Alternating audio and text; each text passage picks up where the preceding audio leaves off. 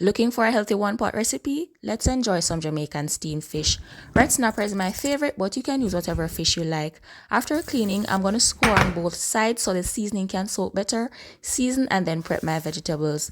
These are all my vegetables, including a half a tomato that was just sitting in my fridge. Feel free to switch it up. I'm adding in some fresh seasoning as well, including my scotchy pepper, of course, I like the heat, and my green seasoning, which is optional. Then this fish soup mix as stock, seafood or chicken stock could work as well.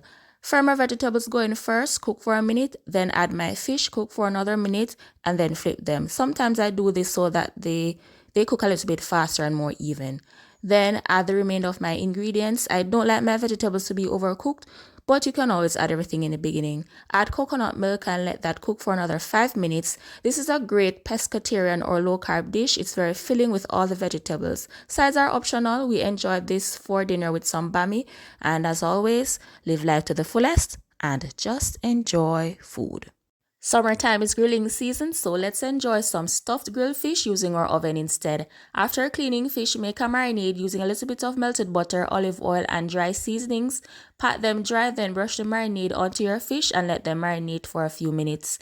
Lightly saute some vegetables, but do not cook them completely. Allow to cool, then stuff the fish. Place them on a wire rack and bake at 400 degrees Fahrenheit for 25 to 30 minutes. You can enjoy this as is or serve with your favorite sides. Either way, you have a healthy, high-protein meal. Also a great recipe for pescatarians or those who follow the keto diet. Until next time, live life to the fullest and just enjoy food. Let's enjoy some coconut curry snapper. Red snapper is my favorite, but you can use whatever you like. After cleaning, I'm going to season with some all-purpose, black pepper, salt, and curry powder. While that marinates, I'm going to start on the coconut curry sauce by sauteing some curry powder and fresh seasonings and then add my coconut milk.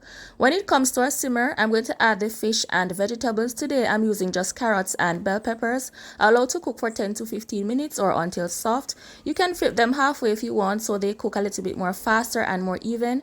I served mine with rice and avocado/pear on the side, and as always, live life to the fullest and just enjoy food.